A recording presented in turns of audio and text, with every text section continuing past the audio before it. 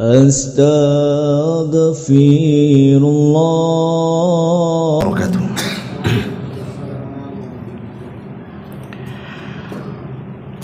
Alhamdulillah, wassalatu wassalamu ala rasulillah wa ala alihi wa sahbihi wa mawalah wa la hawla wa la quwwata illa billahi wa ba'du. Alhamdulillah, segala puja dan puji hanya milik Allah subhanahu wa ta'ala. Salawat dan juga salam kita hadiahkan kepada Rasul kita Nabi besar Muhammad sallallahu alaihi wa ala alihi wasallam. Pembahasan di malam hari ini kita akan membahas tentang beberapa amalan syaitan yang dilakukan manusia. Ma'asyiral muslimin wal muslimat rahimani wa rahimakumullah. Kita tahu bahwa peperangan antara syaitan dan Bani Adam itu sudah berlaku sejak zaman Adam alaihi salatu wassalam diciptakan. Dan itu terlihat ketika Allah subhanahu wa ta'ala menceritakan tentang kisah Iblis dan Adam. Ketika Allah subhanahu wa ta'ala memerintahkan seluruh malaikat untuk sujud, maka semua malaikat sujud kecuali Iblis, enggan dan sombong dan termasuk makhluk yang kafir kepada Allah azza wa jalla. Dan itu difirmankan dalam Al-Quranul Karim, wa idh qala rabbuka lil malaikati isjudu li Adam fasajadu illa iblis aba wastakbara wa kana minal kafirin. Dan ketika kami katakan kepada para malaikat, sujudlah kalian kepada Adam, semua malaikat sujud. Tentu yang dimaksud sujud di sini adalah sujud penghormatan, bukan sujud ibadah. Karena sujud ibadah tidak boleh diberikan kecuali kepada Allah. Kecuali iblis, dia enggan sujud, maka Allah katakan aba wastakbara wa kana minal kafirin. Iblis pun enggan, kemudian sombong dan termasuk makhluk yang kufur. Lah sejak peristiwa ini, maka tertanamlah permusuhan iblis kepada Adam. Karena Allah subhanahu wa ta'ala akhirnya mengutuk iblis dan mengeluarkan dari sorga. Maka akhirnya iblis pun bersumpah di hadapan Allah, fabi izzatika la ughwiyannahum ajmain illa ibadaka minhumul mukhlasin. Demi kemuliaanmu ya Rabb, sungguh aku akan sesatkan mereka Bani Adam semuanya, kecuali hamba-hambamu yang ikhlas. Ma'asyiral muslimin yang dimuliakan Allah subhanahu wa ta'ala, disebutkan dalam surah Isra ayat 62, qala ara'aitaka hadha alladhi karramta alayya la in akhartani ila yaumil qiyamah la akhtanikanna dhurriyyatahu illa qalila. Iblis pun berkata, terangkanlah kepadaku, inikah yang lebih engkau muliakan daripada aku? Maksudnya ketika iblis tidak mau sujud kepada Adam karena dia merasa lebih mulia dibandingkan Adam. Kemudian iblis mengatakan, sekiranya engkau memberi waktu kepadaku sampai hari kiamat, pasti aku akan sesatkan seluruh keturunan Adam kecuali sebagian kecil dari mereka. Lihat bagaimana sumpah iblis di hadapan Allah subhanahu wa ta'ala akan menyesatkan Bani Adam sampai kiamat dibangkitkan.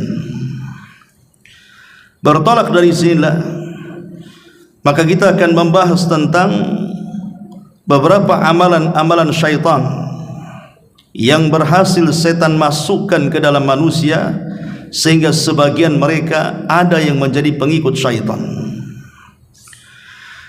Kita akan bagi beberapa pembahasan. Pertama, kita akan membahas tentang madakhilus syaitan alal insan.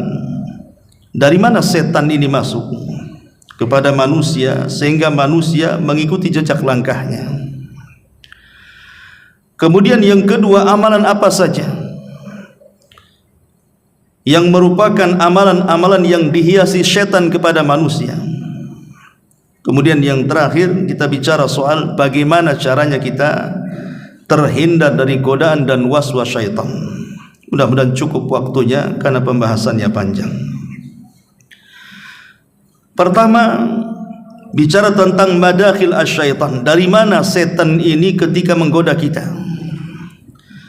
Yang pertama, dari hubbud dunya wa tulul amal. Setan akan menanamkan kepada kita dengan was-wasnya supaya kita cinta dunia dan mulai panjang angan-angan. Setan tahu bahwa manusia ini diberikan oleh Allah Subhanahu wa taala hawa nafsu. Hawa nafsu inilah yang mendorong manusia untuk melakukan kejahatan.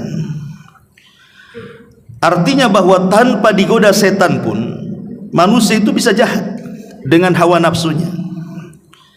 Apalagi kemudian datang setan memberikan was-was, maka itu lebih manjur lagi.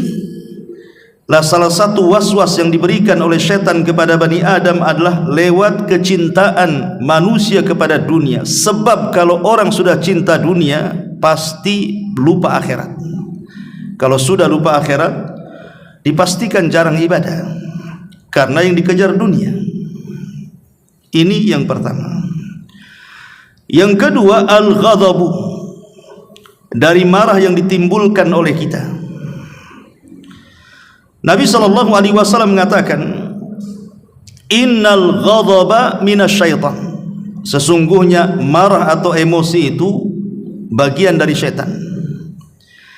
Wa inna syaitan khuliqa min nar, dan setan itu diciptakan dari api. Wa innama tudfa'un nar bil ma, makanya api bisa dipadamkan dengan air. Fa idza ghadiba ahadukum falyatawadda, maka ketika salah seorang di antara kalian sedang kondisi marah, maka berwudulah. Jadi setan akan masuk ketika manusia marah. Setan akan masuk di situ. Makanya lihat orang-orang yang marah itu, terkadang ucapan yang dikeluarkan pun tidak sadar dia. Dia akan mengeluarkan ucapan apapun yang dia ucapkan di situ. Terkadang binatang-binatang keluar, terkadang kalimat-kalimat kotor keluar, namanya orang lagi marah. Lah, yang seperti itu ditimbulkan dari setan. Makanya Rasul memberikan solusi di sini, ketika marah berwudu. Ya tentu solusi ketika marah banyak. Kata Rasul, apabila berdiri sedang marah, duduk. Kalau sedang duduk masih marah, baring. Kalau sudah baring masih marah, cari tempat lain.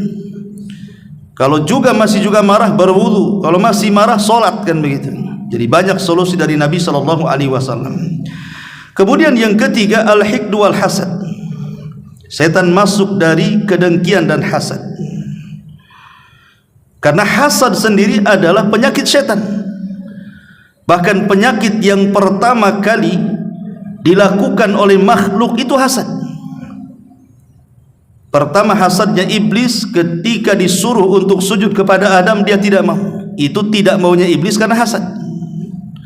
Artinya dosa yang pertama kali di langit adalah hasad. Kemudian dosa yang pertama kali di bumi juga hasad. Hasadnya Qabil kepada Habil berakhir dengan pembunuhan. Maka hasad ini bagian daripada pintu yang digunakan setan untuk masuk menyesatkan Bani Adam. Dan hasad ini sangat bahaya karena bisa menggugurkan banyak kebaikan. Kata Rasul, iyyakum wal hasad fa innal hasada ya'kulul hasanat kama ta'kulun narul hatab. Hati-hati kalian jangan hasad, karena hasad itu bisa memakan semua kebaikan seperti seperti api melahap kayu bakar, kata Nabi. Kemudian yang keempat, al-kibr, masuk dari pintu kesombongan. Karena sombong itu adalah juga sifat setan. Dia sombong di hadapan Allah Subhanahu wa taala ketika Allah merintahkan sujud dia tak mau. Itulah bentuk sombongnya. Maka dia berusaha untuk menanamkan sifat sombong kepada manusia. Dari pintu sombong inilah iblis masuk, setan masuk, sehingga membuat fitnah di tengah-tengah manusia. Lah tentu bentuk sombong ini kan macam-macam. Ada bentuk sombong ini meremehkan dan merendahkan orang lain. Ada juga bentuk sombong ini ditinjau dari cara berjalan, membusungkan dada seolah-olah dia lebih mulia dibandingkan yang lainnya. Atau juga menolak nasihat, karena Rasulullah SAW juga yang mengatakan bahwa sombong itu adalah batrul haq wa ghamdun nas, menolak kebenaran artinya nasihat, dan merendahkan orang lain, dan semuanya ada pada diri syaitan. Kemudian juga yang semana dengan sombong adalah ujub. Ujub itu merasa bangga diri, dan ujub ini bisa mencelakakan kita. Kenapa demikian? Karena biasanya orang yang ujub itu buta mata, merasa bahwa dirinya lebih mulia dan orang lain itu di bawahnya. Kemudian juga orang ujub ini merasa amalannya pasti diterima, dan amalan orang lain itu di bawahnya. Makanya kenapa para ulama sampai mengatakan, kalau kita ini kaya amalan, banyak beramal soleh, tapi ada ujubnya, itu tidak lebih baik daripada orang yang melakukan maksiat tapi dia takut dengan dosanya. Sampai ulama mengatakan seperti itu. Atau kita balik, orang yang bermaksiat kepada Allah Azza wa Jalla tapi takut dengan dosa yang dilakukannya, itu lebih baik dibandingkan orang yang tidak pernah bermaksiat dan beramal saleh tapi ada ujub di hatinya. Karena ujub ini bisa membatalkan semua amal. Ini yang kelima. Kemudian yang keenam, ar-riya, masuk daripada pintu riya. Karena riya inilah yang membatalkan amalan yang dilakukannya, dan syaitan sangat senang kalau ada orang yang tidak ikhlas. Karena itulah target daripada iblis ketika dia bersumpah di hadapan Allah, la ughwiyannahum ajmain illa ibadaka minhumul mukhlasin. Aku akan sesatkan semua anak turunan Adam kecuali orang-orang yang ikhlas. Dan orang riya itu tidak ikhlas. Makanya kemudian setan masuk dari jalur riya ini. Kemudian juga setan masuk dari jalur al-bukhlu wasyuhlu. Al-bukhlu wasyuhlu, kebakhilan dan kekikiran. Makanya ada Al-Quran dalam surah Al-Baqarah itu 268, bagaimana syaitan itu akan mendekati orang yang punya niat untuk bersedekah. Kemudian setan akan membisikkan di telinganya. Apa bisikannya? Asyaitanu ya'idukumul faqra wa ya'murukum bil fahsya. Setan akan menjanjikan kefakiran dan akan memerintahkan keburukan. Jadi setan akan berikan was-was kepada orang yang bersedekah, jangan kau sedekah nanti fakir, jangan kamu sedekah nanti miskin, ndak usahlah kamu ini pergi umroh ke sana kemari, kebutuhanmu masih banyak, jangan bantulah sana sini, hajatmu lo masih banyak. Jadi setan akan berikan was-was seperti itu sehingga jadilah dia orang bakhil. Kemudian yang nomor 7, an-nadhratu fil haram, memandang kepada yang diharamkan Allah Azza wa Jalla, seperti memandang aurat yang bukan dari lawan jenis kita dan dia bukan mahram kita. Maka disebutkan dalam sebuah athar dari Ali radhiyallahu an, di mana Nabi SAW berwasiat kepada Ali, an-nadhratu sahmun masmumun min sihami iblis. Ingat bahwa pandangan yang ditujukan kepada haram adalah racun dari panah-panah beracun iblis. Man tarakaha makhafatallah badalahu Allahu imanan yajidu halawatahu fi qalbihi. Barang siapa yang berusaha meninggalkan perkara itu, maka Allah akan ganti dengan keimanan dan dia akan merasakan manisnya iman. Jadi orang yang senantiasa menjaga matanya tidak memandang yang diharamkan Allah Azza wa Jalla, Allah ganti dengan keimanan.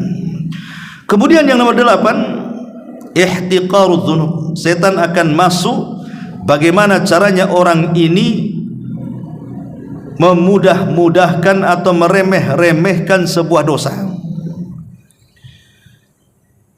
Karena setan itu suka dengan dosa. Jadi kalau ada orang yang meremeh-remehkan dengan dosa, ini kan dosa kecil saja. Saya kan zina baru berapa kali saja.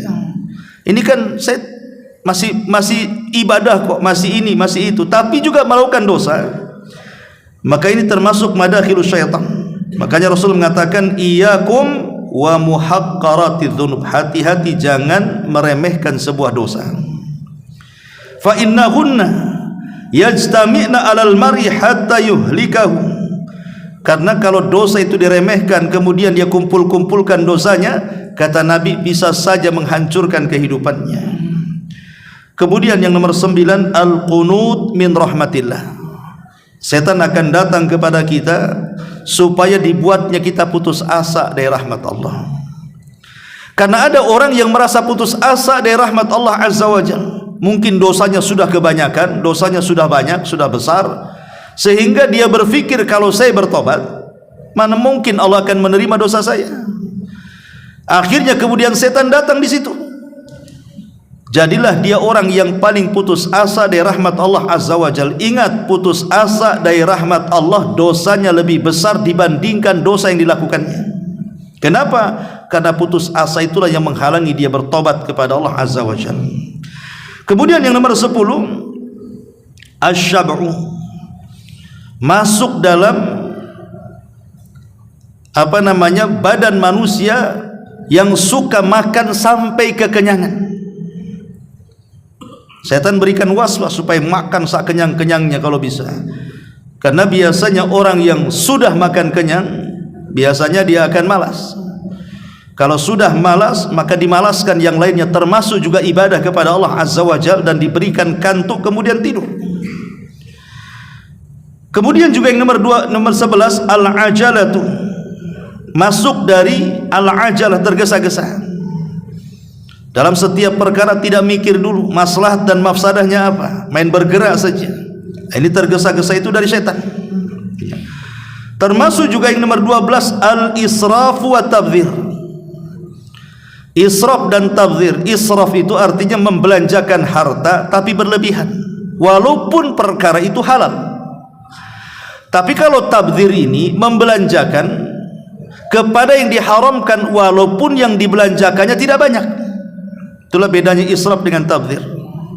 Saya ulang, kalau israf ini kita membelanjakan uang kita untuk sesuatu yang dihalalkan Allah tapi berlebihan, itu namanya israf. Seperti umpamanya ada rumah tangga, di rumah itu cuma ada 3 orang saja, dia, istrinya dan 1 anaknya, tapi kalau dia masak 1 kampung. Akhirnya apa yang terjadi? Tidak habis makanan itu, kemudian dibuang di tong sampah. Itu namanya israf, ya. Karena uang-uang dia, beras-beras dia, lau-lau dia, yang masak juga dia, tidak ada perkara haram di sini. Tapi karena berlebihan akhirnya dibuang, itulah israfnya di situ. Adapun tabdzir ini yang kita kenal mubadzir, itu diambil dari tabdzir. Kita sering mengatakan, ini mubadzir. Apa sih mubadzir itu? Mubadzir itu membelanjakan harta untuk yang diharamkan Allah, walaupun hanya 1000 perak. Tapi kalau dibelanjakan untuk yang diharamkan Allah Azza wa Jalla, itu namanya tabdzir. Apalagi banyak. Seperti orang yang membeli narkoba, minuman keras, berzina, judi dan begitu seterusnya, itu masuk dalam kategori tabdzir. Dua-duanya, baik israf ataupun tabdzir, adalah jalan masuk setan di situ untuk menggoda Bani Adam. Kemudian yang nomor 13, su'udzan. Berburuk sangka kepada manusia. Berburuk sangka kepada manusia. Kita tidak boleh berburuk sangka kepada manusia, tetapi harus kita memberikan uzur. Seandainya kita punya tetangga, dia seorang wanita yang suka membuka aurat, habis isya dia keluar pakai motor, nanti subuh dia pulang, kemudian kita katakan jangan-jangan dia pezina. Tidak boleh kita katakan seperti itu, karena kita tidak menyaksikan di lokasi. Dan buat apa juga kita ikuti dia, itu namanya tajassus. Tapi kita berbaik sangka saja, mungkin dia punya pekerjaan yang kita tidak tahu. Tapi kalau memponis itu dasar pezina itu, tengok tampilannya aja kayak pezina, kayak pelacur dan begitu seterusnya. Sampai seperti ini saja tidak boleh dalam Islam itu. Karena menuduh wanita yang belum terbukti dia melakukan zina, kita katakan pelacur, maka Islam menghukum kita yang menuduhnya dengan 80 kali cambukan. Harusnya kita doakan, bukan kita tuduh. Kemudian juga yang nomor 14, maka syaitan akan masuk dari umumul jawari, dari keumuman anggota badan kita. Terkadang masuk ke mata kita sehingga menimbulkan penyakit ain, masuk ke hati kita sehingga menimbulkan hasad dan dengki, masuk ke kaki kita sehingga melangkahkan ke tempat-tempat maksiat, dan begitu seterusnya. Itulah syaitan. Terkadang masuk juga dari jalan darah kita sehingga memberikan was-was, akhirnya hati kita cenderung untuk melakukan kemaksiatan kepada Allah Azza wa Jalla.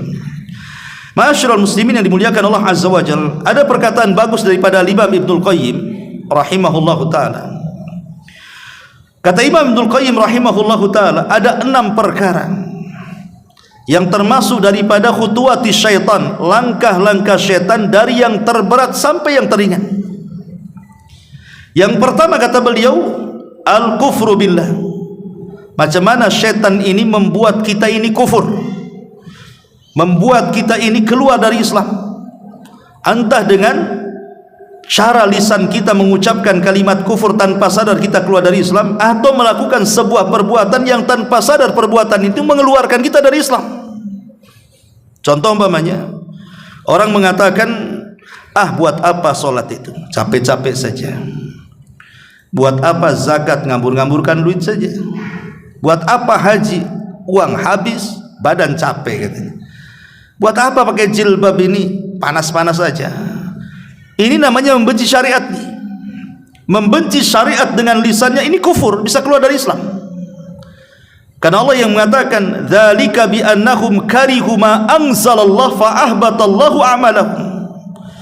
Itulah karena mereka membenci apa yang Allah turunkan, maka Allah gugurkan semua amalannya.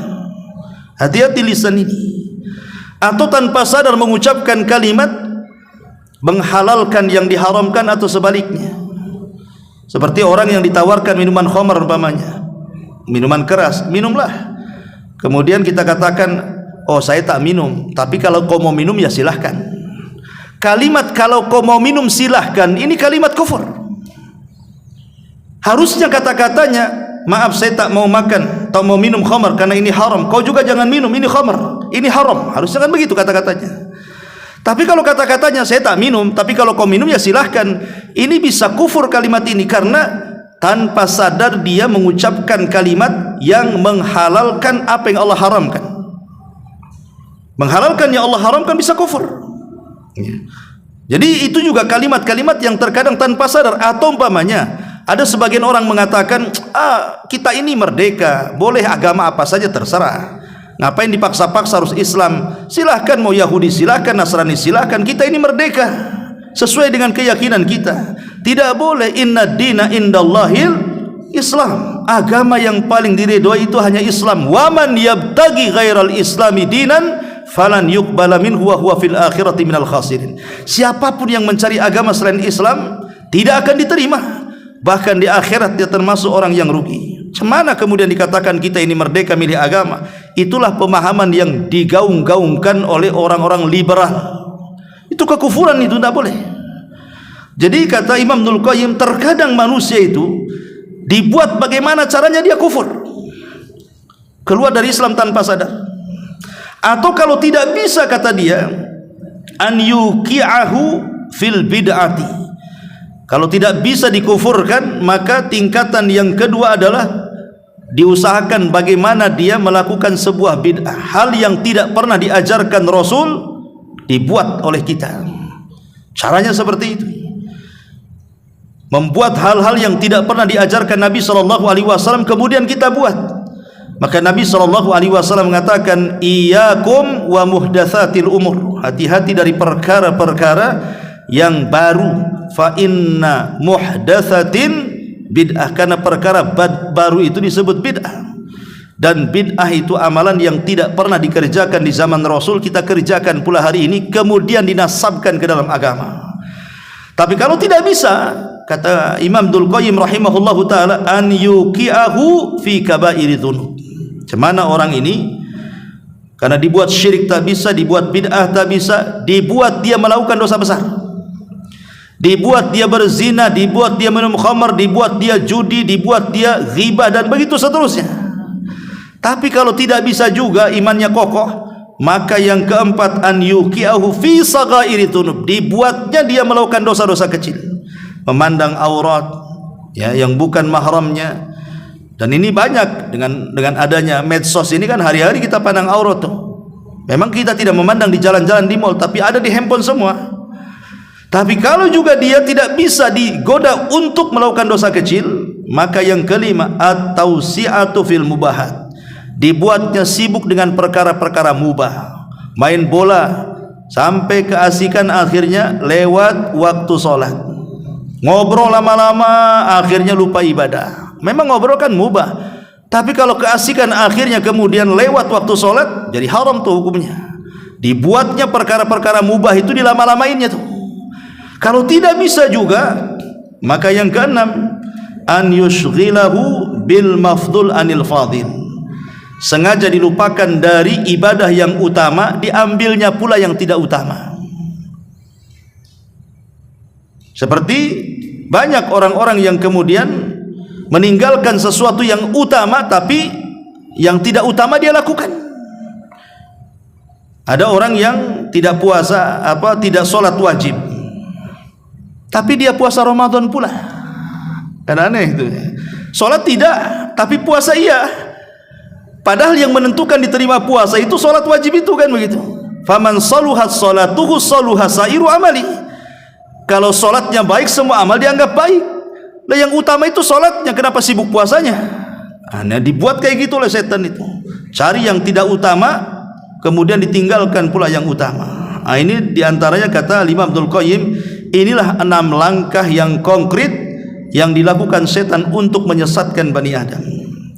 Ma'asyiral muslimin yang dimuliakan Allah Azza wa Jalla, di sini ada 50 amalan yang merupakan amalan-amalan yang setan menghiasi kepada manusia untuk melakukan dosa. Saya sudah tulis di sini ada 50 dosa atau amalan-amalan yang dihiasi oleh setan, yang merupakan was-was daripada setan. Secara singkat, yang pertama, al-kufru wasyirku billah, kekufuran dan kesyirikan kepada Allah Azza wa Jalla.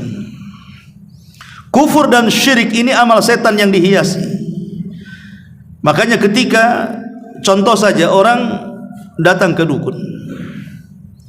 Dukun ini difirmankan dalam Al-Quran, kemana setan itu turun, kata Allah, tanazzalu ala kulli afakin athim. Setan itu turun kepada setiap orang yang melakukan kedustaan dan melakukan dosa. Sebagian ahli tafsir mengatakan, ketika setan turun kepada ala kulli afak, artinya afak di sini adalah para dukun, paranormal, bomo-bomo dan yang semacamnya. Lah setan itu menghiasi mereka. Terkadang menghabarkan satu berita kebenaran, tapi dicampur adukan 99 kedustaan. Makanya kalau ada dukun meramal kok benar, itu namanya kebetulan. Karena 99 ramalan yang lainnya tidak terbukti. Cuman kadang-kadang yang diviralkan, yang terbuktinya, yang 99% yang tidak terbukti itu tak diviralkan pula sama dia. Akhirnya manusia percaya, kan begitu. Nah, ini yang harus dipahami, bahwa ini contoh kekufuran dan kesyirikan, kan. Orang datang ke dukun, orang datang ke paranormal, kadang-kadang percaya kepada klinik, tangkal, jimat dan yang semacamnya. Semua adalah amalan yang dihiasi syaitan. Yang kedua, ar-riddatu anil iman wal intikas anil hidayah. Murtad dari keimanan dan berbalik dari hidayah. Ada orang-orang itu, subhanallah, Allah subhanahu wa ta'ala pada awalnya memberikan hidayah kepada dia, salatnya rajin, Islamnya kuat gitu. Tapi dengan berjalannya waktu, lama-lama kemudian mulai meninggalkan salat, lama-lama tidak pernah hadir di majelis taklim, belakangan terakhir murtad pula dia. Ada orang yang seperti itu, ya. Karena bagaimanapun ada satu kisah dalam Al-Quran itu namanya kisah Bal'am ibn Ba'urah. Bal'am ibn Ba'urah itu seorang ulama. Itu bukan orang biasa, ulamanya Bani Israel. Semua manusia kalau minta fatwa datang kepada Bal'am ibn Ba'urah. Tapi ketika kemudian dia ditawarkan dunia oleh kelompok Amalikoh itu supaya dia mendoakan keburukan kepada Nabi Musa dan para pengikutnya, awalnya tak mau dan marah. Bagaimana mungkin aku mendoakan kepada seorang nabi dengan keburukan, katanya. Aku tak mau. Tapi karena hari-hari kemudian diberikan, diiming-imingi dengan jabatan dan juga kekayaan, lama-lama futur dia. Mau pula dia mendoakan keburukan kepada Musa dan Bani Israel. Akhirnya kemudian Bal'am pun melakukan hal yang tidak pernah dilakukan siapapun, melakukan kemaksiatan besar. Dia keluar dari agama dia. Akhirnya dia mati dalam posisi murtad. Sehingga Allah Subhanahu wa taala firmankan tentang kisah Bal'am ibn Ba'urah dalam Al-Quran. Dan banyak kisah-kisah orang murtad itu yang tadinya istiqomah, belakangan kemudian murtad. Dan itu adalah amalan syaitan. Kemudian yang nomor 3, amalus sihri au ta'allumuhu, belajar sihir ataupun mengajarkan sihir kepada orang lain. Dan itu difirmankan dalam Al-Quran, wattaba'u ma tatlu syayatin ala mulki Sulaiman wa ma kafara Sulaimanu walakinna syayatina kafaru yu'allimuna nasa sihra. Dan mereka mengikuti apa yang dibacakan setan pada zaman kerajaan Sulaiman. Sulaiman tidak kafir, setan-setan itulah yang kafir. Mereka lah yang mengajarkan sihir. Karena begini, ikhwatu fiddin, selepas Nabi Sulaiman meninggal dunia, maka kemudian setan ini datang kepada manusia untuk menggali situs yang berada di bawah singgasana kursi Sulaiman. Di situ ada kotak. Rupanya setelah digali, rupanya ada kotak isinya semua buku-buku sihir. Lah padahal buku-buku sihir ini dikumpulkan oleh Sulaiman pada zaman ketika dia berkuasa. Karena kan di zaman Sulaiman berkuasa itu banyak tukang sihir di mana-mana. Jadi Sulaiman hendak memberantas mereka. Akhirnya kemudian mengutus pasukannya untuk merampas seluruh buku-buku tukang sihir, kemudian diletakkan di bawah singgasananya. Kemudian mengancam kepada jin dan juga manusia, siapa yang mengambil buku-buku ini di bawah singgasanaku, kalau dia manusia kubunuh, kalau dia dari kalangan jin maka kukatakan pasti terbakar. Jadi di zaman Nabi Sulaiman tidak berani itu tukang-tukang sihir itu, karena Sulaiman sudah mengancam. Tapi semenjak Sulaiman meninggal dunia, rupanya dibongkar di bawah singgasananya banyak tuh buku-buku sihir. Orang-orang Yahudi mulai mereka memfitnah bahwa Sulaiman itu mampu menundukkan semuanya karena punya sihir yang sumbernya dari buku-buku itu. Maka Allah bantah di sini. Sulaiman itu tidak kafir, bukan tukang sihir. Yang kafir itu setan. Mereka lah yang mengajarkan sihir. Makanya orang-orang Yahudi sejak zaman dulu sampai hari ini menganggap Sulaiman itu tukang sihir. Tapi Islam mengatakan tidak, dia seorang nabi dan dia penegak tauhid. Ma'asyiral muslimin yang dimuliakan Allah Azza wa Jalla, maka amalan yang ketiga adalah amalus sihir. Kemudian yang keempat, taqdimul aqli wal hawa war ra'i ala syar'illahi wa ahkami. Mendahulukan akal, hawa nafsu, pendapat dibandingkan syariat Allah Subhanahu wa taala. Kan ada orang yang berpikir kalau ada Quran dan sunnah bertentangan dengan akal, akal pula didahulukan, Quran sunnah pula dibuang. Itu akidah Mu'tazilah. Jadi kalau orang mengagung-agungkan akal dibandingkan wahyu, maka itu ketahuilah termasuk amalan syaitan.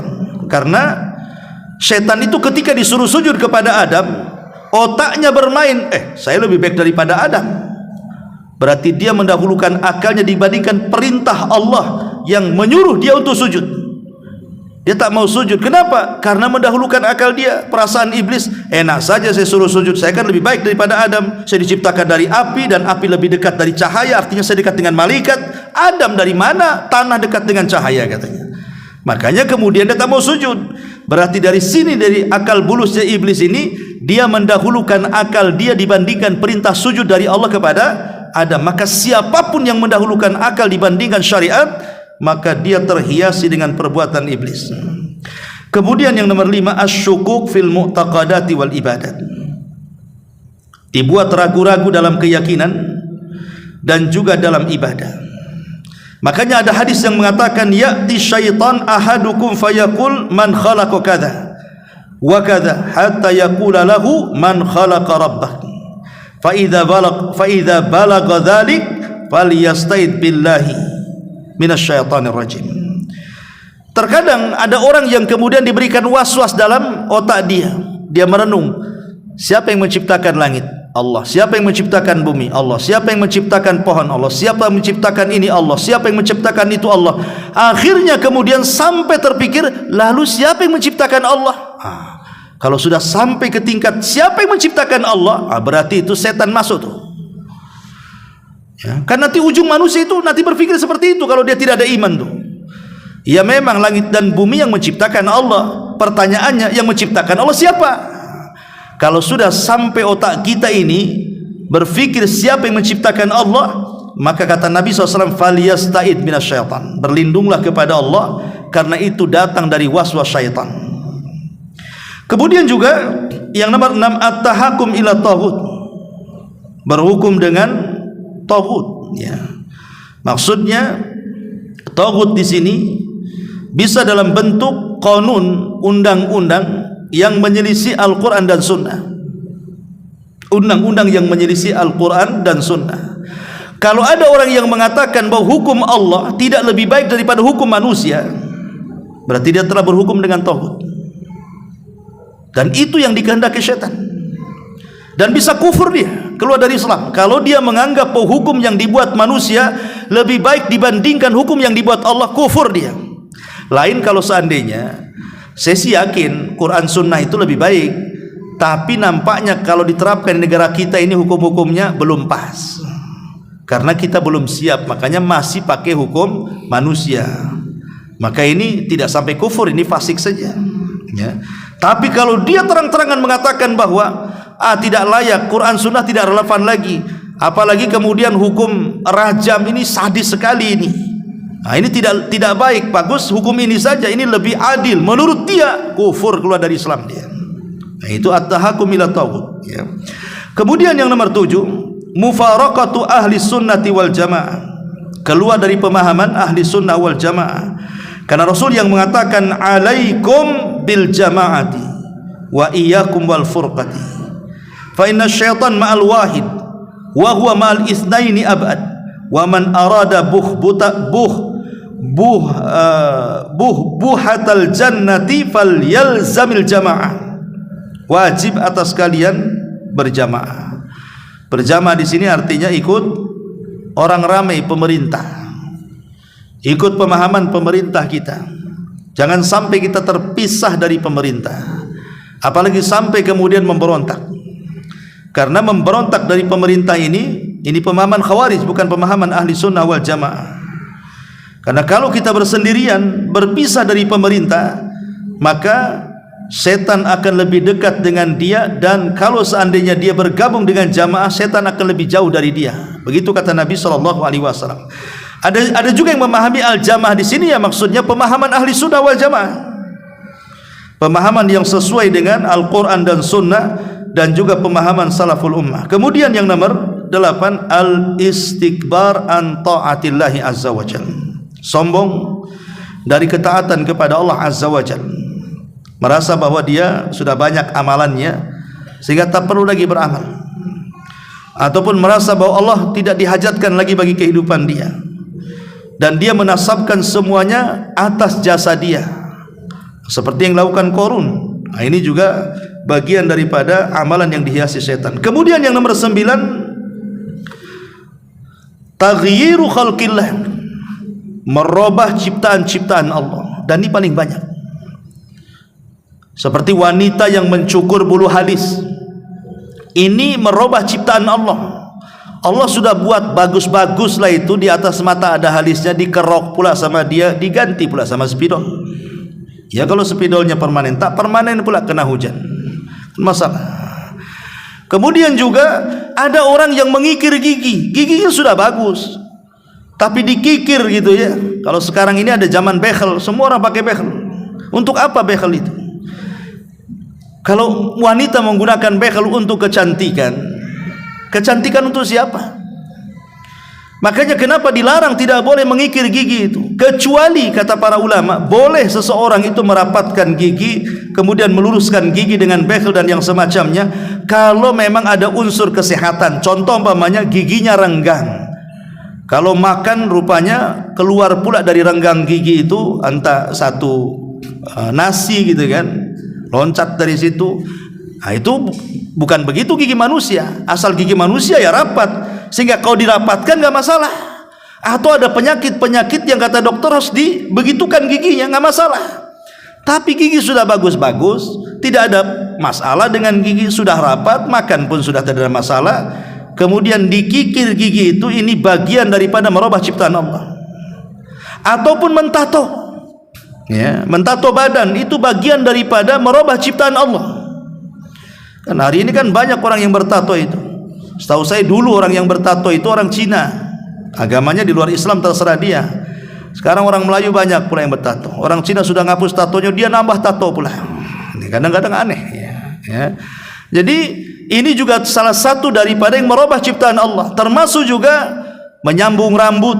Sekarang kan ada pakai wig, pakai apa gitu kan. Itu semua haram hukumnya dalam Islam, dan itu bagian daripada keberhasilan setan menggoda manusia. Karena Allah yang mengatakan dalam surah An-Nisa ayat 119 itu, la wala amurannahum fala yughayyiranna khalqallah. Maka iblis akan mengatakan, sungguh aku akan perintahkan mereka, maksudnya manusia, supaya mereka merubah-rubah ciptaan Allah Subhanahu wa taala. Nah, ini juga bagian daripada perbuatan syaitan. Kemudian yang nomor 10, al-khawfu war-ra'bu min awliyaihi minal mujrimin wal fasikina wal kafirin. Merasa takut dan juga merasa khawatir dari wali-wali syaitan, dari kalangan orang-orang yang berdosa, orang-orang fasik dan orang-orang kafir. Jadi setan bekerja sama dengan orang-orang jahat. Seperti orang-orang yang datang ke dukun kemudian ngancam kita, kusir kamu, besok tengok saja sebelum 3 hari mati kamu. Akhirnya kita merasa ketakutan ya. Ketika merasa ketakutan, akhirnya dia cari penangkal. Nah, kau punya dukun, aku cari dukun lagi lah, ayo kita perang dukun. Nah, jadi akhirnya kan menakut-nakuti, atau lewat setan kita ditakut-takuti. Seperti umpamanya orang yang kita lihat kalau kurang iman, kurang ibadah itu kan ada orang-orang itu penakut. Kalau orang sudah penakut, biasanya sesuatu apapun yang dilihat dia pasti dikait-kaitkan dengan setan. Namanya di rumah lampu mati, tiba-tiba ada suara seng, padahal seng ini kena angin sebenarnya, tapi udah takut kita ini. Ada setan di seng katanya. Padahal seng itu, ataupun mungkin gorden yang goyang-goyang kena angin kan itu. Kemudian langsung ketakutan, kok gorden digoyang-goyang, ada apa ini? Nah, ataupun mungkin ada suara angin yang sangat kencang, atau mungkin ada bayangan atau apa. Setan ini akan berusaha menakut-nakuti kita, ikhwan. Sebenarnya takut kepada setan bukan syirik, tapi masalahnya setelah itu kalau dia melakukan hal-hal yang diharamkan, itulah yang kemudian setan berhasil menakut-nakuti kita. Makanya kata Nabi SAW, idza nazala manzilan falyakul a'udzu bikalimatillahi tammati min syarri ma khalaq. Kalau kita ini singgah di sebuah tempat dan di situ menakutkan, bacalah kata Rasul, a'udzu bikalimatillahi tammati min syarri ma khalaq. Aku berlindung kepada Allah dengan kalimat-kalimatmu yang sempurna, maksudnya Al-Quran, dari keburukan ciptaanmu yang kau ciptakan. Kalau kita membaca zikir seperti ini, apa kata Rasul? Lam yadurrahu hatta yartahil min manzilihi dzalika. Maka tidak akan madaratkan apapun yang dibuat waswas setan kepada kita. Ataupun kalau terlalu panjang lah, a'udzu bikalimatillahi tammati min syarri ma khalaq, saya enggak hafal Ustaz, lupa kadang-kadang. Maka cukup yang paling pendek mengucapkan basmalah. Kata Rasul, kalau engkau lewat di sebuah tempat menakutkan, jangan pedulikan. Satu, yang kedua, bacalah basmalah. Jadi dua di situ. Jangan pedulikan. Yang kedua baca basmalah. Jadi kalau kita ini jalan di kegelapan gitu kan, entah naik motor, entah jalan kaki, entah lewat kuburan, entah lewat yang menyeramkan, kata Rasul jangan pedulikan, baca basmalah ya. Kemudian juga yang nomor 11, al-halifu billahi kadziba, bersumpah kepada Allah dengan cara dusta. Karena yang pertama kali bersumpah atas nama Allah untuk kedustaan itu iblis. Iblis mengatakan kepada Adam kan, wa qasamahuma inni lakuma laminan nasihin, hai Adam, demi Allah aku datang ini sebagai penasehat. Kenapa Allah larang kau dekat-dekat pohon itu? Illa antakuna malakaini au takuna minal khalidin, karena Allah tidak hendak engkau jadi malaikat atau engkau termasuk orang yang kekal di sorga. Oh gitu kata Adam. Percaya dia dengan sumpahnya iblis. Kenapa? Karena tidak mungkin iblis bersumpah di sorga, di alam para malaikat untuk sebuah kedustaan, karena belum ada sebelumnya. Makanya iblis, Adam percaya saja, kecuali kalau sebelumnya Adam pernah dikibuli gitu ya. Ada orang bersumpah kepada Allah untuk sebuah kedustaan, boleh jadi mungkin Adam tidak percaya dengan iblis. Tapi itu kan makhluk pertama yang bersumpah atas nama Allah untuk sebuah kedustaan tuh. Bahwa dia bersumpah atas nama Allah bahwa kenapa Allah itu melarang kau dekat-dekat pohon itu, karena takut Allah kau jadi malaikat atau engkau termasuk orang yang kekal di sorga. Kata Adam, enak juga ya, kalau saya tak makan nanti saya tak kekal pula di sini. Makanya dia makan tuh, termakan oleh sumpahnya iblis. Maka siapapun yang bersumpah atas nama Allah untuk sebuah kedustaan, berarti itulah sumpahnya iblis. Dan ini banyak di pasar-pasar itu. Orang yang sumpah-sumpah, wow demi Allah ini bagus, ini padahal tak bagus, ya kan? Oh demi Allah dari sana nggak dapat, padahal dapat. Oh demi Allah ini barang branded, padahal barang palsu, dan begitu seterusnya. Kemudian yang nomor 12, izharul batil fi suratil hasan, menampakkan sebuah kebatilan tapi dikemas dalam sebuah kebaikan. Dalam surah An-Naml Allah mengatakan dalam 24-nya, wa zayyana lahumus syaitanu a'malahum, maka setan akan menghiasi amalan-amalan mereka. Seperti apa? Seperti orang yang beribadah dibuatnya riya.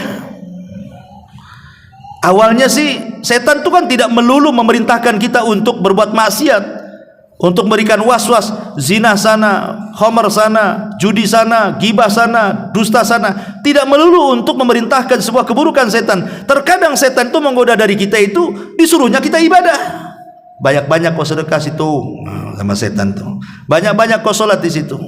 Tapi di balik itu setan memasukkan riya supaya kau nanti, apa kata orang kalau kau tak sedekah? Coba kau sedekah banyak, kata setan itu. Nanti orang-orang memuji kamu. Kamu ini seorang ahli sedekah. Yang satunya kau ini seorang ahli qari. Yang satunya mengatakan kau seorang mujahid. Setan akan membuat was-was seperti itu. Ya, ma'asyiral muslimin, ataupun perkara-perkara yang tidak pernah diperintahkan oleh Nabi. Kemudian kita lakukan. Kemudian kita katakan ini sunnah Nabi, tidak ada sunnahnya. Ini tauhid padahal syirik. Ya. Nah, ini juga termasuk juga amalan-amalan yang dihiasi setan. Kemudian yang nomor 13, al-jidalu bil batil wa bi ghairi hujjatin wa awil barahin. Berjidal, berdebat tapi tidak ada dalil, hanya debat kusir saja. Dia tidak punya dalil mempertahankan pembenaran dia, bukan kebenaran. Nah, ini juga bagian daripada setan menghiasi kehidupan dia, karena Allah mengatakan dalam surah Al-An'am ayat 121, wa inna syayatin la yuhuna ila awliyaihim liyujadilukum. Sungguhnya syaitan akan mewahyukan kepada para walinya supaya mereka berdebat dengan kalian. Jadi debat yang tidak ada hujahnya, tidak ada dalilnya, menangeyelnya saja, maka itu bagian daripada syaitan menghiasi amal kita. Kemudian yang nomor 14, al-qawlu 'ala Allah bi ghairi ilmin, mengucapkan sesuatu, dinasabkan atas nama Allah tapi tanpa ilmu. Seperti orang yang berdakwah, mengajak manusia tanpa ilmu, akhirnya yang diajak dia sesat, menyesatkan manusia.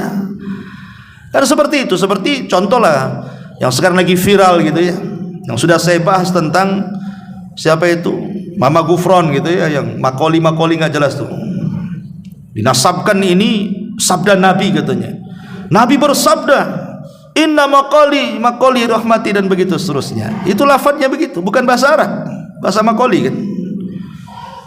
Coba antum cek tuh, hadis yang dibaca Mama Gufron itu dalam kitab-kitab induk. Kan ada Sahih Bukhari, Sahih Muslim, Abu Dawud, Tirmidzi, Ibnu Majah, Tabrani, macam-macam kan itu.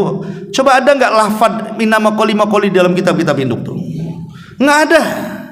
Satu kitab pun tak ada. Hatta hadis maudhu pun tak ada. Tapi dia karang sendiri. Kemudian disampaikan kepada umat. Ini ini bagian daripada amal-amal syaitan, kawan. Ya, tidak benar. Alhamdulillah sekarang MUI bersuara. Kalau kemarin-kemarin MUI diam saja, sekarang sudah mulai bersuara ini, ya kan? Bahkan sudah ada pemanggilan lagi. Alhamdulillah. Memang gak usah dibiarkan kayak gini nih. Negara kita ini aneh. Setiap ajaran sesat ada aja pengikutnya. Yang ngaku nabi cuma ada pengikutnya. Kemudian yang nomor 15, an-naumu an salatil fajri hina yusbihul insan. Tidur sehingga tidak melaksanakan salat fajar sampai pagi. Di dalam sebuah hadis Nabi SAW mengatakan, jadi Abdullah ibn Mas'ud radhiyallahu mengatakan, disebutkan di sisi Nabi SAW, rajulun nama lailatan, ada seorang laki-laki tidur di malam hari, hatta asbah, sampai pagi lewat subuh.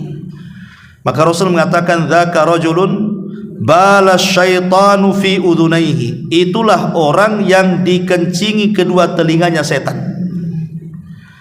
Kalau ada orang yang kemudian bablas subuh, bangun jam 7, bangun jam 8, berarti dua telinganya penuh dengan kencing setan. Sebagian para ulama mengatakan, apa yang dimaksud bala syaitan, kencing setan itu maksudnya apa? Ada yang mengatakan maksudnya setan itu bukan kencing beneran kayak kencing kita, tidak. Maksudnya setan menyumpal di telinga kita ini supaya kita akhirnya menolak hidayah. Dibuatnya kita menolak hidayah, menolak panggilan Allah Azza wa Jalla. Ya.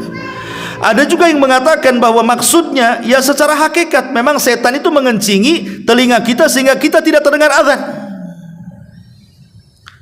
Ada juga yang maksudnya setan hendak menghinakan kita. Dengan cara apa? Mengencingi kedua telinga kita. Setan hendak merendahkan kita, sementara kita ini lebih mulia dibandingkan iblis. Tapi ada orang-orang yang mau dihinakan dan mau terhina dengan syaitan dengan cara apa? Dia tak bangun subuh. Anehnya tak marah pula dia dikencingi setan tuh. Coba kalau saya yang kencingi, apa enggak ditabok saya itu?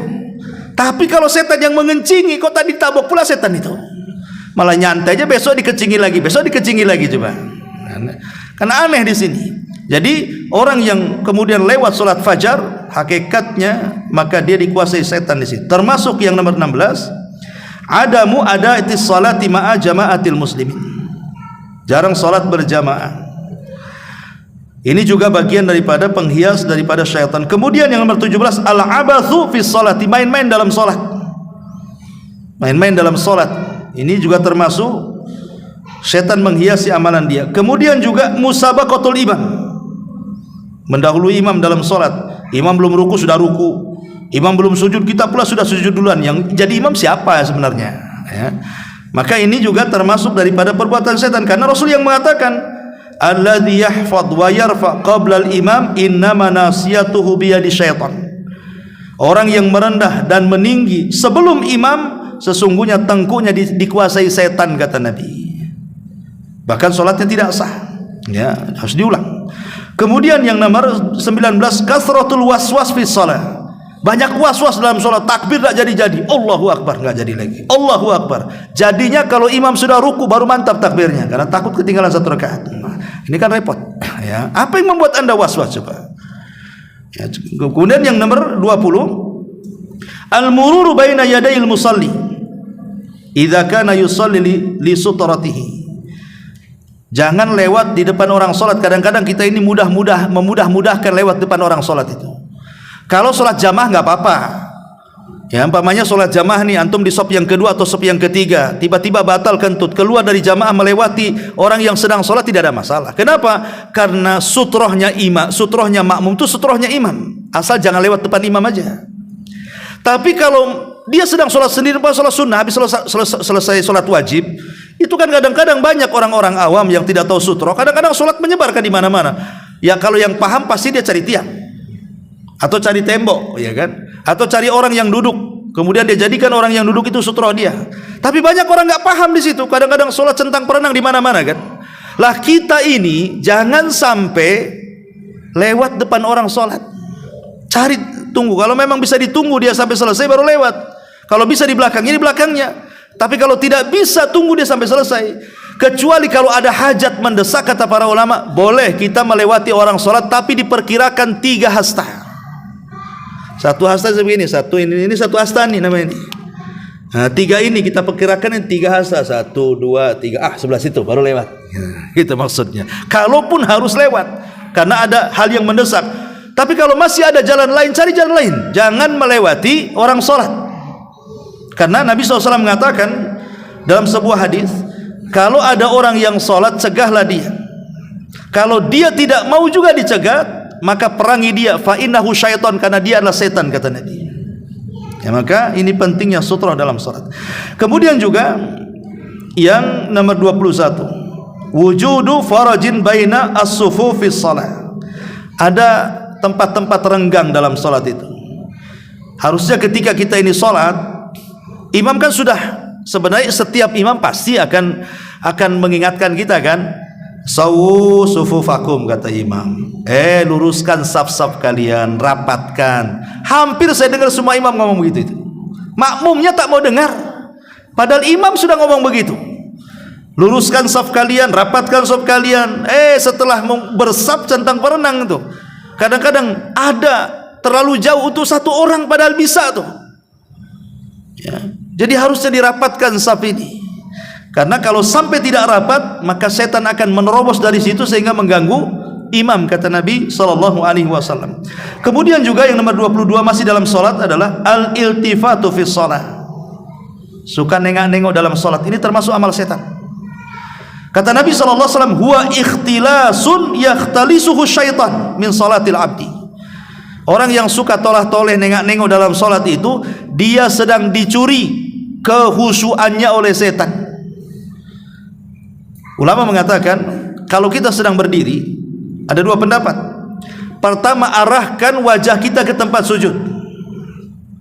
Arahkan wajah kita ke tempat sujud. Ini pendapat Imam Syafi'i, Imam Ahmad dan Imam Malik. Tengok ke tempat sujud. Tapi ada juga yang mengatakan ke depan, dari pendapat Abu Hanifah. Ya, karena dimanapun arah berada, disitulah wajah Allah. Ya, jadi cuma 2, ke tempat sujud atau ke depan pandangan kita ketika sholat ini. Tapi ada orang sholat itu nengok sana. Kalau ada cicak kawin ditengok dia kadang-kadang. Ini orang ini sudah dicuri kehusuannya oleh syaitan. Maka fokus ketika sholat saat berdiri. Kemudian juga yang nomor 23, jam'ul mal min haramin wa infaquhu fi haram.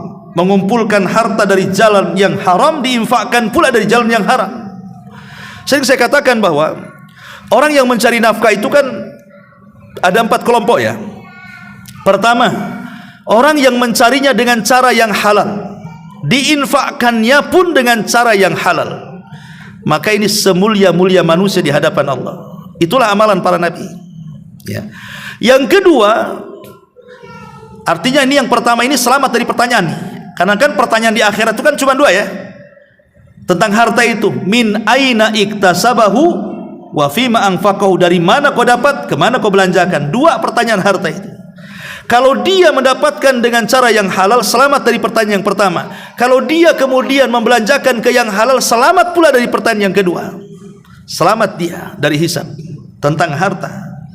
Tapi ada orang yang kedua, dia cari dengan cara yang halal, tapi diinfakkannya pula ke yang haram. Lelah letih dia cari uang, udah ada gajian beli khamar pula mabok dia, berzinah pula dia, berjudi pula dia. Berarti selamat dari pertanyaan yang pertama, dari mana kau dapat harta? Oh, saya kerja ya Rabb. Tapi kemana kau belanjakan? Selamat tak? Selamat dia yang kedua. Ya. Kemudian yang ketiga, ini ada orang yang mencari harta dengan cara yang haram, tapi dibelanjakan ke yang halal. Korupsi untuk pembangunan masjid, ya. Kayak Robin Hood tuh kan, mencuri untuk fakir miskin. Ya, iya boleh. Yang kedua dia lolos, yang pertama tak lolos. Dari mana kau dapat? Mencuri ya Rabb. Kemana kau infakkan? Kasih makan anak yatim. Pertanyaannya, diterima enggak tuh? Tidak diterima. Karena Rasul mengatakan, innallaha thayyibun la yaqbalu illa thayyiban. Allah itu baik, tidak akan menerima kecuali yang baik-baik. Ya.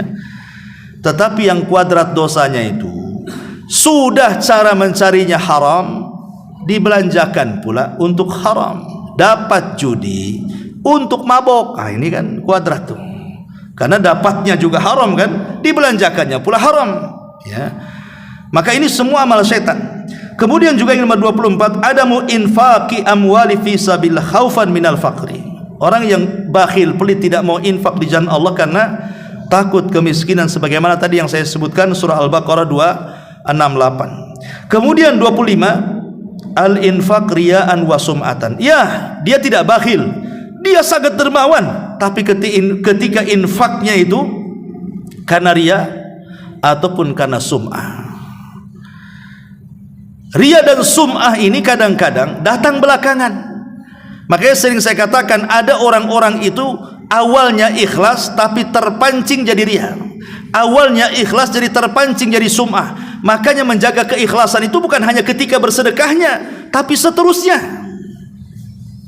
Contoh umpamanya ini, dia sudah sedekah nih ke muhajirin 20 tahun yang silam, dia sudah sedekah ke muhajirin di sini. Artinya kan dia ikhlas, diterima. Dia setelah 20 tahun nggak pernah kedatang ke sini, dia sholat di sini. Ngomong sama kawannya, dulu loh saya juga ikut infak loh di sini. Padahal 20 tahun yang silam loh. Ngapain pula disebut-sebut? Coba kalau tidak disebutkan sudah diterima. Ya. Atau yang sering contohkan umpamanya, saya infak nih ke pengurus ini. Ini saya infak untuk pembangunan masjid. Baik Pak. Siapa namanya? Oh, enggak usah. Tulis saja Abdullah katanya di situ. Oh ya baik, Abdullah. Besoknya infak lagi, tulis lagi Abdullah. Adalah 10 Abdullah. Kemudian ada tetangganya mengatakan, Pak, Bapak ini kaya. Itu masjid tak jadi-jadi. Tolonglah bantu. Kau tak tahu tuh Abdullah itu siapa tuh? Ini yang bahaya nih. Ini kalau sudah kayak gini ini riya kepancing namanya. Atau sum'ah juga bisa. Kita ini sudah ikhlas sebenarnya, tidak mau orang tahu, tidak mau orang dibicarakan. Tapi gara-gara ada kawan diinfak di tempat yang sama, rupanya kemudian takmir masjid ngomong, Bapak kenal si Anu? Kenal, itu tetangga saya katanya. Iya, dia suka infak kemari, Masya Allah, dia kalau infak itu tidak mau disebut namanya. Akhirnya tetangganya ngomong, saya dengar kok suka infak ke muhajirin ini. Ah, siapa bilang? Itu pengurus yang ngomong. Masa sih? Iya. Yang benar iya. Waktu ngomong Pak Imam hadir nggak di situ? Ada. Pak Ustadz ada juga di situ. Dikejar sama dia. Ya, itu namanya sum'ah karena lezat ketika dia mendengar. Ya. Harusnya kan kalau dia itu nggak benar itu, nggak udah selesai sampai di sini pergi kan? Bukan dikejar pertanyaannya. Itu waktu pengurus ngomong itu dia ngomong apa? Itu kan dikejar namanya. Kalau dia pujian kan sedap. Itulah namanya sum'ah namanya. Lah ini yang hal-hal yang seperti ini adalah perbuatan syaitan. Kemudian yang nomor 26, tabdzirul amwal wal israf fil infaq. Ini tadi sudah saya jelaskan tentang israf dan tabdzir. Kalau israf membelanjakan sesuatu dari perkara halal tapi berlebihan. Ada juga yang mengatakan begini, israf ini masuk juga tentang tabdzir ini masuk juga kepada adamu siyanatil mal. Ulama memasukkan bagian daripada tabdzir itu tidak bisa menjaga barang. Pamannya kita ini punya handphone. Sebenarnya kalau kita jaga handphone itu setahun 2 tahun tidak akan rusak, ya. Tapi karena tidak menjaga, asal letak, kadang-kadang asal taruh gitu ya, akhirnya kepijak, akhirnya ketiduran, akhirnya kedudukan, akhirnya mudah rusak. Itu bagian daripada tabdzir kata ulama. Karena dia tidak bisa menjaga barang. Ingat, jadi tabdzir itu bukan hanya menghambur-hamburkan harta untuk kemaksiatan, tidak. Orang yang tidak bisa menjaga barang, tidak pandai merawat barang, itu juga tabdzir. Dan haram hukumnya, ya. Sampai seperti itu ya para ulama. Kemudian juga yang nomor 28, tahwinu nomor 27, kullu ma da'aka ila fi'li maksiatin aw tarki ta'ah. Setiap yang mengajak kamu untuk melakukan kemaksiatan atau meninggalkan ketaatan, maka itu bagian daripada gangguan syaitan juga. Pokoknya ada kawan ngajak, ini mau ke masjid, toto datang kawan, ayo kita ke mall lah katanya. Tak jadi ngaji, hanya ke mall. Ya. Kemudian ada orang yang mau bersedekah, nanti dulu lah, jangan pakai uangnya, saya perlu, boleh enggak? Nah, jadi ada orang yang berbuat baik, dia kemudian halang-halangi, ataupun hawa nafsu dia yang menghalang-halanginya kan gitu. Ketika mau sedekah pikir, aduh ya juga ini belum nih, akhirnya tak jadi. Ini mau ke pengajian tapi ngantuk, ini gimana pula, tidak bisa dilawan dia. Ya. Maka hal-hal ini juga bagian daripada undangan syaitan. Kemudian yang nomor 28, tahwinu lil ma'asi wa annaha saghiratan la tadur. Orang yang suka membeda-bedakan dosa. Memang dosa itu kan terbagi-bagi kan, ada dosa kecil, ada dosa besar. Tapi pembagian ini dosa kecil, ini dosa besar, Quran Sunnah tidak ada yang menjelaskan.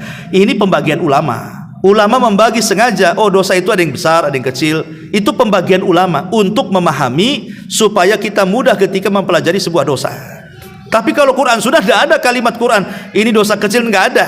Ya, itu pembagian para ulama supaya memudahkan kita hanya belajar gitu saja. Tetapi jangan sampai kemudian pembagian dosa ini merangsang kita untuk melakukan dosa. Contohnya umpamanya, ini kan dosa kecil saja, belum dosa besar, nggak apa-apalah kan gitu. Kadang-kadang orang terpancing karena ini dosa kecil katanya. Makanya kata para ulama, jangan pernah melihat kecilnya dosa, tapi lihat kepada siapa engkau berbuat dosa. Ya. Sebab kalau melihat kecilnya dosa, ini kan kecil belum besar, ini kan kecil belum besar. Ingat, walaupun kecil kata Umar bin Khattab, la saghirata ma'al istimrar wala kabirata ma'al istighfar. Tidak ada dosa kecil kalau tumbuh-tumbuhnya besar juga. Sebagaimana tidak ada dosa besar kalau digempur dengan istighfar. Makanya betul kata ulama, jangan melihat kecilnya dosa, tapi lihatlah kepada siapa engkau berbuat dosa. Kemudian yang nomor 29, az-zulmu wal jawru fil qadha, kezaliman dan kecurangan dalam putusan-putusan persidangan. Hakim itu ada 3. Hakim itu ada 3. 1 di sorga dan 2 di neraka. Ya. Adapun yang di sorga, dia adalah hakim yang dia memutuskan perkara dengan ilmunya dan keputusannya sesuai dengan pengetahuannya. Jelas hakimnya. Memang dia punya ilmu dan diputuskan sesuai dengan pengetahuannya. Ini hakim di sorga. Ya. Kemudian yang kedua, hakim ini punya ilmu, tapi dia lencengkan ilmunya karena mungkin sogokannya atau mungkin karena hawa nafsunya, akhirnya tidak memutuskan dengan pengetahuannya. Ini hakim di neraka. Yang ketiga, hakim jahil. Hakim jahil tidak punya ilmu. Ya namanya nggak punya ilmu, macam mana dia memutuskan sebuah perkara? Maka ini pun di neraka. Jadi Rasulullah SAW sampai mengatakan hakim, 1 hakim di surga, 2 hakim di neraka, menunjukkan bahwa kebanyakan hakim itu di neraka. Karena di sini 1:2 kan gitu ya. Ya, karena kecuali hakim-hakim yang mereka dirahmati takut kepada Allah Azza wa Jalla. Tapi berapa banyak hakim-hakim yang tidak takut kepada Allah, akhirnya memutuskan sesuai dengan hawa nafsunya, sesuai dengan yang bayar istilahnya. Kemudian yang nomor 30, al-ghina. Nyanyian itu dari syaitan. Makanya Allah mengatakan, wa minan nasi man yashtari lahwal hadis. Ada sebagian manusia itu akan memperjualbelikan kata-kata yang tidak ada faedahnya. Coba bayangkan kalau zaman dulu nyanyian itu kan ada di piring-piring itu. Zaman dulu itu kan ada di CD-CD kan, berupa piring-piringan itu. Itu diperjualbelikan. Sampai ada yang koleksi itu numpuk tuh, semua artis ada tuh. Entah berapa duit dia keluarkan kan. Hanya untuk mendengar kalam yang enggak ada faedahnya, yang kalau kita dengar pun ada pahalanya di situ. Lain kalau kita dengar Quran walaupun kita tidak baca masih dapat pahala. Atau dengar orang yang berdakwah dalam piringan itu, walaupun kita ini tidak bisa berdakwah, dapatlah kita ilmu dia. Lah kalau nyanyian di situ ngapain? Oh ya Ustaz, ini saya bisa, bahkan ada orang yang bernyanyi kita bisa meneteskan air mata. Rupanya apa? Lagunya sama dengan kehidupan saya Ustaz. Ada orang bisa kayak gitu coba. Ketika dengar Quran tak ada 1 tetes air mata dia keluar. Kan aneh gitu ya. Nah, ini juga itu sebenarnya gangguan dari setan. Dan ingat, Quran dengan lagu, dengan nyanyian itu tidak akan ketemu. Wallahi tidak akan ketemu. Yang namanya Quran dengan musik itu tidak akan ketemu. Orang kalau suka Quran dibencikan musik. Orang kalau suka musik pasti benci Quran. Yakin itu.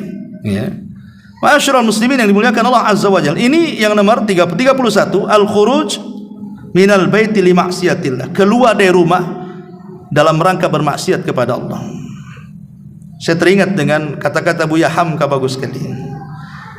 Jadi dia safar ke luar negeri. Negeri itu sebenarnya dikenal dengan tempat maksiat kepada Allah Azza wa Jalla. Ya. Tetapi kata Buya Hamka, selama aku berada di hotel situ, kata dia, dan aku jalan-jalan, nggak pernah aku dapati hal-hal yang sangat buruk, yang terbayang bahwa itu adalah negeri maksiat, pasti banyak pelacuran, pasti banyak ini. Nggak ada, kata dia. Nggak saya dapati. Kenapa rahasianya, kata Buya Hamka itu?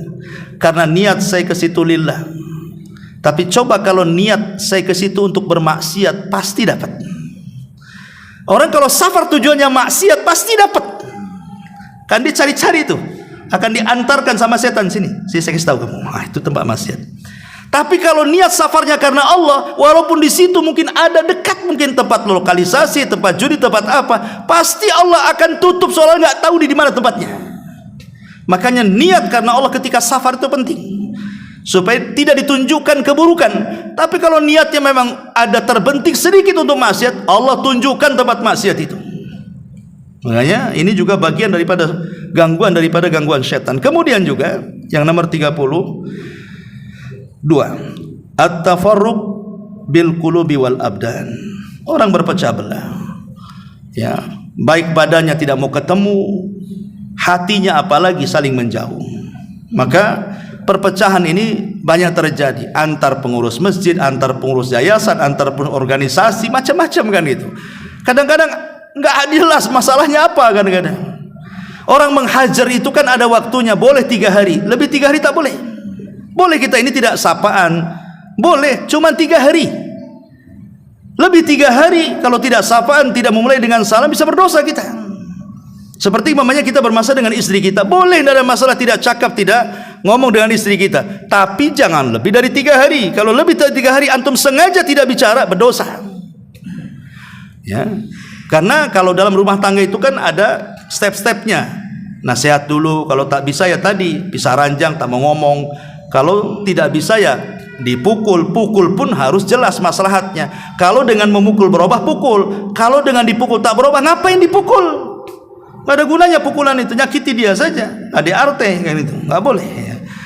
Nah, ini juga bagian daripada syaitan. Kemudian yang nomor 33, at-ta'zim lil makhluk, lebih memuliakan makhluk dibandingkan Allah. Dan ini banyak, termasuk kita lah kadang-kadang.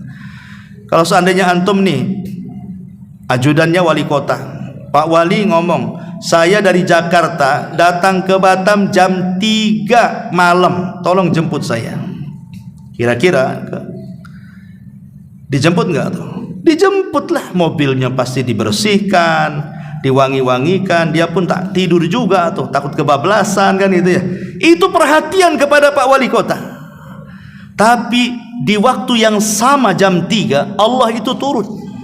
Yanzilu Rabbuna ila sama'id dunya fi kulli thuluthil lailil akhir.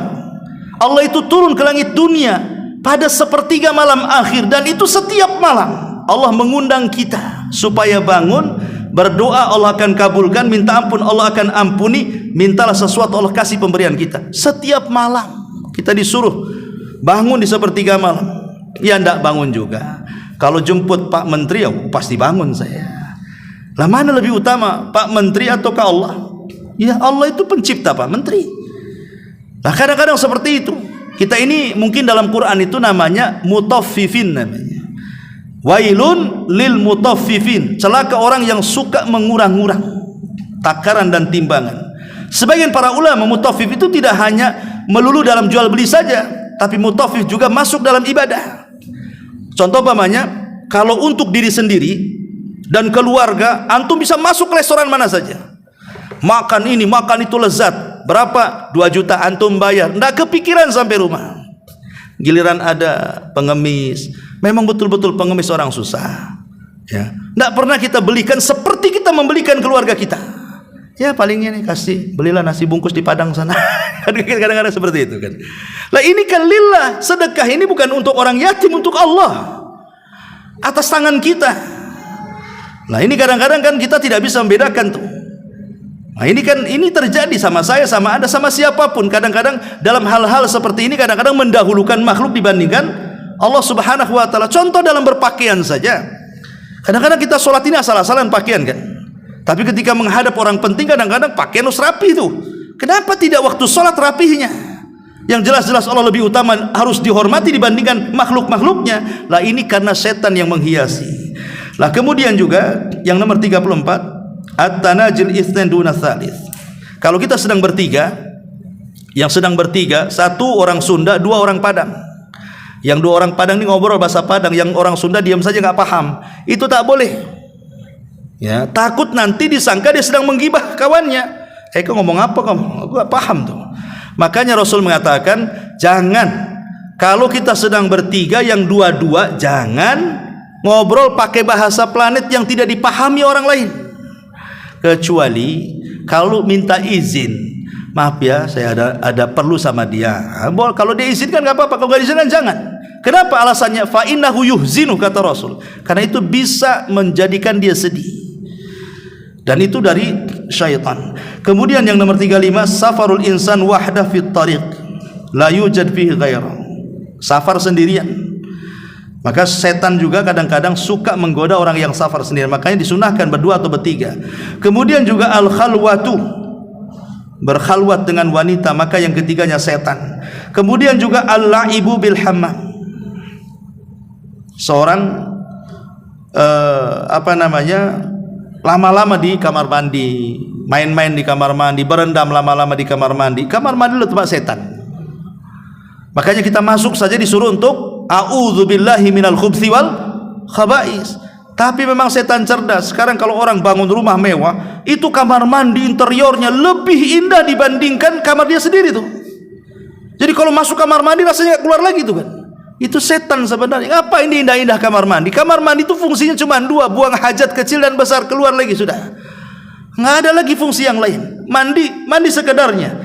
Makanya kenapa kemudian Muawiyah, bukan Muawiyah bin Sufyan, sahabat yang lain bertanya kepada Nabi SAW, ya Rasulullah, kalau saya bersendirian, apakah saya juga harus menutup aurat? Ya, maka Rasul mengatakan, ya, karena Allah lebih berhak dimalui. Jadi kalau kita telanjang, tidak ada hajat tiba-tiba kita buka pakaian begitu saja, maka walaupun tidak ada yang melihat, Allah melihat kamu, kata Rasul. Maka kita membuka aurat itu kalau ada hajat saja. Kalau tidak ada hajat jangan buka aurat. Karena kalau tidak ada hajat buka aurat, malulah dengan Allah Azza wa Jalla. Kalaupun harus buka aurat, maka masuk ke kamar mandi itu berta'awudz dan baca basmalah supaya mata jin dengan aurat kita itu terhalang. Kemudian juga yang 38, al-ajalatu fil umur, bersegera dalam perkara tadi, ajalah, ya. Tergesa-gesa dalam urusan, tidak menimbang maslahat dan mafsadahnya, ya. Termasuk juga al-furqatu baina az-zawjaini, perselisihan suami istri itu dari setan. Karena setan itu paling bangga kalau ada suami yang menceraikan istrinya. Itu paling bangga tuh. Maka iblis akan bangkit mengambil piala diletakkan di atas kepala prajuritnya yang mampu menggoda orang bisa bercerai. Karena ada hadis kan, setan itu setiap hari mengutus prajuritnya dari tengah lautan. Ada yang menggoda yang tadinya sholat jadi tidak sholat, yang tadinya puasa tidak puasa, yang tadinya jarang gibah jadi tukang gibah, dan begitu seterusnya. Dan itu semua akan dilaporkan kepada iblis. Tapi iblis sudah biasa dengan itu, tidak terlalu bangga. Tapi kalau ada yang mengatakan, ya iblis tuanku, aku sudah bisa menceraikan tu rumah tangga si Anu, iblis bangkit dan mengambil piala, anta, oh kau prajurit yang mantap, katanya. Kenapa? Karena kalau orang sholat kemudian tidak sholat, itu korbannya satu. Orang yang biasa puasa tidak puasa, korbannya satu. Orang yang biasa baca Quran tidak baca Quran, korbannya satu. Kalau bercerai, ini korbannya banyak. Istrinya korban, suaminya korban, anak-anaknya korban, keluarga suami korban, keluarga istri korban. Nanti korbannya kemana-mana. Nanti si istri curhat dengan kawannya, korban lagi kena. Nanti si suami curhat sama kawan yang lain, kena juga sama setan. Akhirnya kemana-mana. Ya, itulah maka setan senang dengan orang cerai itu. Kemudian juga yang yang selanjutnya, at-ta'ari wa kashfu aurat. Tadi sudah jelaskan tentang suka membuka aurat, ya. Itu bagian daripada setan. Kemudian keluarnya wanita dari rumah dengan tabarruj, berdandan ala jahiliyah. Keluarnya wanita dari rumah tanpa mahram ketika safar yang memang masafah safar, jarak safar gitu ya. Termasuk juga duduk di antara bayangan matahari. Begini ikhwan, ini banyak kita nggak paham ya hukum ini. Hukum mungkin sebagian antum tahu tapi sebagian nggak tahu. Jadi kalau kita sedang duduk di teras nih, matahari dari sebelah sana, ya. Kemudian matahari karena di situ ada tiang, sehingga bayangan tiang itu mengenai sebagian badan kita dan mataharinya mengenai sebagian badan kita. Jadi badan kita terkena bayangan dan terkena sinar matahari. Kata Nabi SAW, ya, maka sebaiknya kalian kalau ingin terkena matahari, kenakan matahari semua. Atau kalau terkena bayangan, masukkan ke bayangan semua. Jangan separuh kena bayangan, separuh kena matahari. Itu ada hadisnya, ya. Karena ini juga bagian daripada amal setan, ya. Termasuk juga menakut-nakuti dengan senjata, mengancam lewat handphone walaupun tidak ada senjata, ya awas ya polisikan kamu, padahal dia nggak salah kan itu. Kemudian juga makan dan minum dengan tangan kiri, kemudian makan dan minum berlebihan, israf, ya. Kemudian juga was-was ketika berwudu sampai ngabisin air satu bak mandi, nggak kelar-kelar wudunya tuh, itu was-was dari setan, ya. Termasuk juga yaqau fil bai'i, apa yang terjadi dalam jual beli seperti menipu, kemudian mengurang-urang takaran, timbangan, meteran, kemudian riba, zalim dan begitu seterusnya. Termasuk orang yang minum khamr, orang yang berjudi, menyembah berhala, kemudian istisqa bin nujum, menyandarkan hujan kepada bintang, dusta dan begitu seterusnya. Maka itu semua amalan-amalan daripada amalan-amalan syaitan. Wallahu a'lam bishawab. Afwan agak lama ya karena pembahasan panjang. Ya mungkin yang bisa bermanfaat. Subhanaka bihamdika asyhadu an la ilaha illa anta astaghfiruka wa atubu ilaik. Allahu taala alam. Assalamualaikum warahmatullahi wabarakatuh.